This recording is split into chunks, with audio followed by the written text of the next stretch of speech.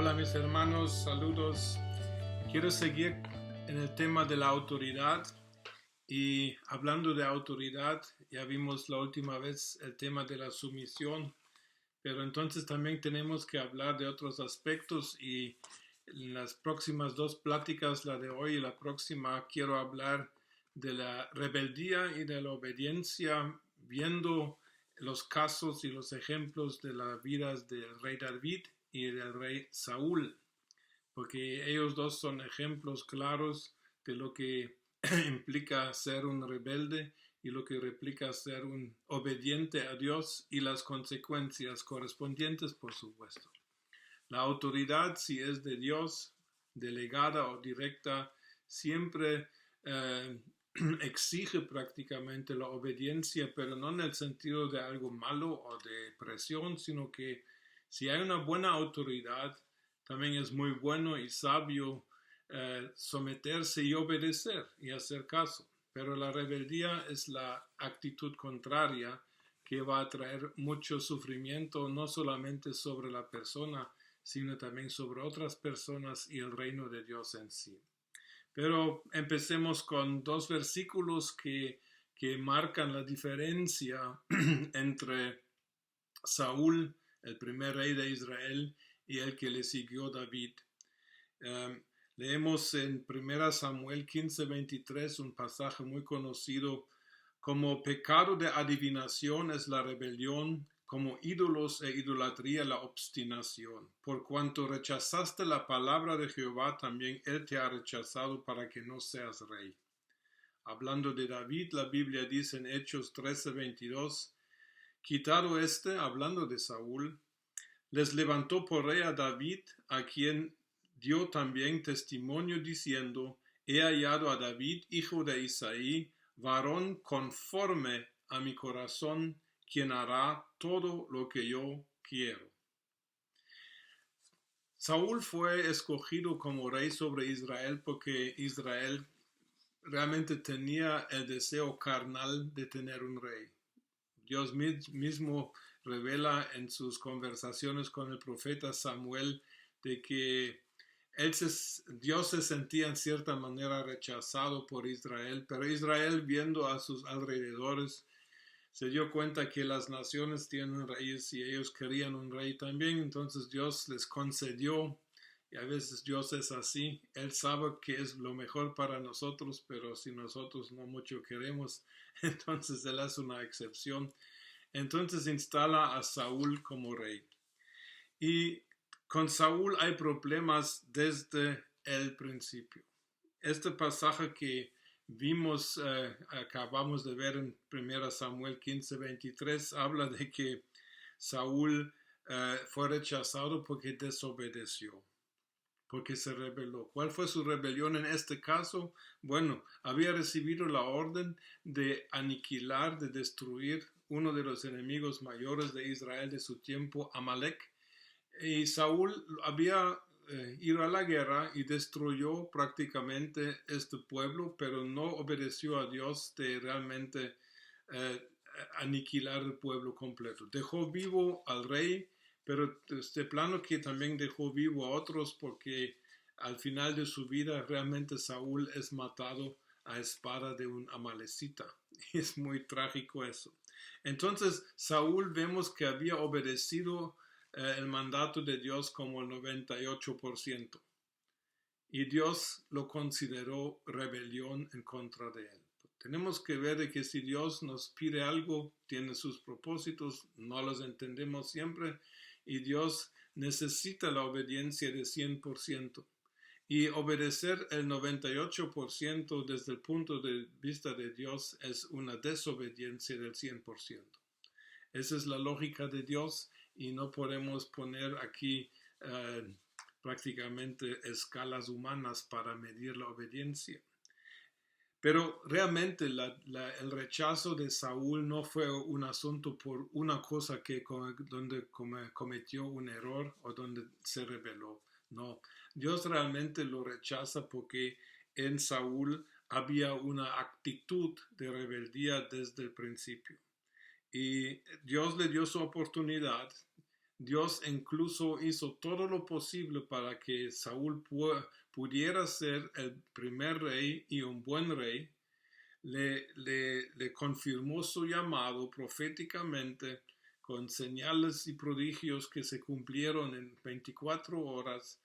Incluso la Biblia dice de que hasta le cambió el corazón y le ungió con su espíritu en tal que Saúl empezaba a profetizar. Pero todo eso lo que hizo Dios para realmente preparar a Saúl para el reinado no fue suficiente porque dentro de él había una rebeldía tal que al fin realmente se perdió completamente, se podría decir, porque termina buscando al final de su vida una adivina, una espiritista, diríamos hoy, y eso era algo que era completamente abominable en los ojos de Dios. La pregunta que tenemos que hacernos es que de dónde viene la rebeldía en un ser humano. Y la rebeldía es una decisión de tomar una actitud y una reacción negativa y consciente del libre albedrío humano en contra de Dios y en contra de sus mandamientos. Se puede manifestar la rebeldía de por lo menos unas 2, 3 maneras. Una rebeldía son por ejemplo, los ateos agresivos que levantan el puño en contra de Dios y dicen groserías en contra de Dios, al cual niegan su existencia. Esa es una forma. Pero la rebeldía realmente peligrosa es la rebeldía que está escondida dentro de una apariencia religiosa. Y eso ese es el tipo de rebeldía más triste y tal vez más que tiene más potencial de contaminar a otros, porque es una rebeldía que para afuera parece ser una persona piadosa, religiosa, como en el caso de Saúl. Saúl siempre practicaba su religión, ofrecía sus holocaustos, pero nunca había entendido el corazón de Dios en respecto a eso. Y la rebeldía religiosa es tan peligrosa porque estas son personas que actúan según las reglas, normas y exigencias de su religión, o hoy diríamos de su iglesia, pero realmente en el corazón están años luz de Dios. Nada más es una pantalla, diríamos, que aparecen religiosos, pero adentro realmente no quieren a Dios y particularmente no quieren a Dios como autoridad sobre sus vidas. Es algo muy, muy, muy triste. La rebeldía se originó en el cielo cuando se rebeló el querubín Lucifer. Hoy sabemos que es el diablo. Él se rebeló en contra de Dios y el corazón de la rebeldía es el corazón del orgullo que dice yo quiero ser más de lo que Dios ha planificado para mi vida. Porque el Satanás, este querubín, según Isaías 14, 12 al 14 y Isaías 28, Satanás era un querubín que estaba muy alto, que estaba cerca en el trono de Dios, posiblemente era director de la alabanza en el cielo, pero en Isaías 14 revela de que en el corazón de Satanás él quería ser más. Yo quiero subir hasta el monte alto. Yo quiero elevar mi trono prácticamente encima de Dios. Y cuando alguien no está satisfecho con la posición que Dios le ha dado en la vida o en la iglesia o donde sea, entonces este orgullo es una rebeldía que realmente, si no se cura y no se arrepienten, destruye su propia vida y pueden incluso herir a muchos que están en el camino. La insatisfacción con la identidad que tenemos, la insatisfacción con los dones que Dios nos ha dado, naturales y sobrenaturales, siempre puede ser un inicio a una vida rebelde.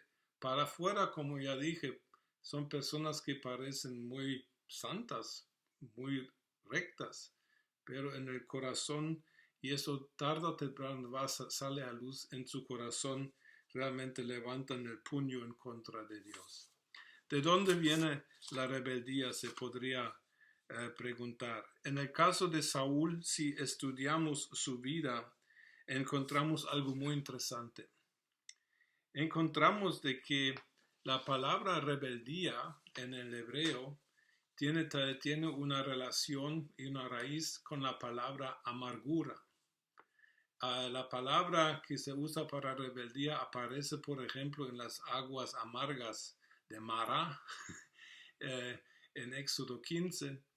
Y entonces aquí podemos ver de que rebeldes tienen una raíz de amargura, han sido decepcionados por Dios en su manera de percibirlo, decepcionados por la iglesia, por pastores, por líderes, decepcionados por cristianos, y en lugar de arreglar estos problemas, de hablar los problemas, de discutirlos y ponerlos abiertos en su corazón, han desarrollado una raíz de amargura que es muy peligrosa porque para afuera parecen ser personas correctas y parecen ser personas realmente creyentes. La amargura realmente es algo que va en contra de Dios, porque Dios a cada quien de nosotros nos ha dado un lugar en la vida que nos corresponde y donde nosotros realmente podemos cumplir nuestro llamado y nuestro perfil de dones. Todo eso es planificado por Dios, y si lo aceptamos podemos vivir vidas bien satisfechas y felices. Pero si empezamos a decir dentro del corazón que yo merezco algo mejor de lo que yo realmente estoy viviendo, allá empieza el problema. La falta de gratitud por la posición que Dios nos ha dado en la vida puede ser el inicio de una raíz de amargura. Claro que nosotros podemos tener sueños, y si Dios nos pone el deseo en el corazón de hacer más de nuestra vida de lo que es ahorita, eso es otra cosa. Pero si hay amargura, realmente Dios está siendo acusado dentro de nuestro corazón, porque en este momento estamos amargados por todo lo que no hemos recibido, por lo que no hemos experimentado, por las malas cosas que nos han hecho, nos han dicho, y estas cosas nos llevan a olvidar la bondad de Dios en nuestra vida. En el caso de Saúl, él no tenía ninguna razón por sentirse inferior o por sentirse mal atendido por Dios, porque él dice de sí mismo, y allá se nota de que sufría de un complejo de inferioridad. Saúl habla de sí mismo como yo soy el más pequeño de la tribu de Benjamín, y soy de una casa no tan noble, y todo era mentira, porque la Biblia dice que su padre Quis era un hombre honorable, un hombre poderoso. Su abuelo tenía un buen nombre. La tribu de Benjamín no era la última tribu en Israel, sino que era Benjamín quiere decir hijo de la mano derecha, y quiere decir, esa es la bendición de Dios. O sea que de la casa de donde venía Saúl era buenísima, pero él la veía mal, y eso es el problema del amargado y del que sufre de un complejo de inferioridad. Ya no entiende de que realmente es bendecido, y empieza a ver problemas donde no las hay. Y entonces cuando uno vive con esta autoimagen negativa, y cuando uno atribuye esta imagen negativa a Dios como el culpable, entonces allá se produce un ser muy, muy difícil, un rebelde de corazón, y para afuera parece como si fuera un santo. Muy peligroso, pero Dios, como sabemos, Dios no permitió que Saúl viviera eso, y lo quitó. Le dio mucho tiempo para arrepentirse, le dio muchas oportunidades, pero al fin de cuentas Dios dijo que no, con él no se puede. Al final, realmente sale toda la patología amarga de Saúl en su vida, empieza a perseguir a David, lo quiere matar. Él manda a matar a los sacerdotes de Nob.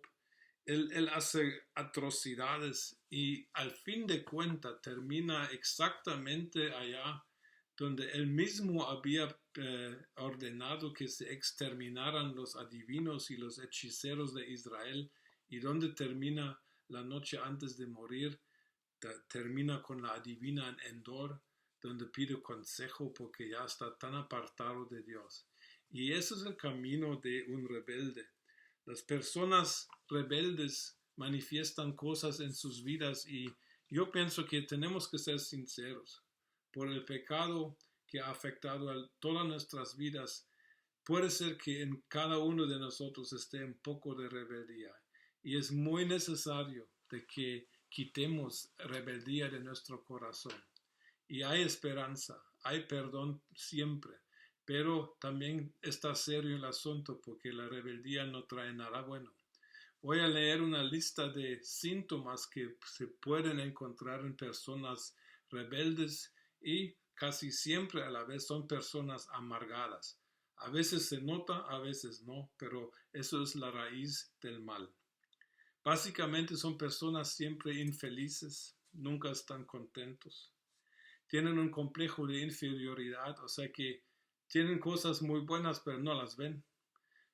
Han tenido y experimentado cosas muy lindas con Dios incluso, pero no las registran, como se les olvida. Están abiertos y amargados, abiertos a cosas ocultas.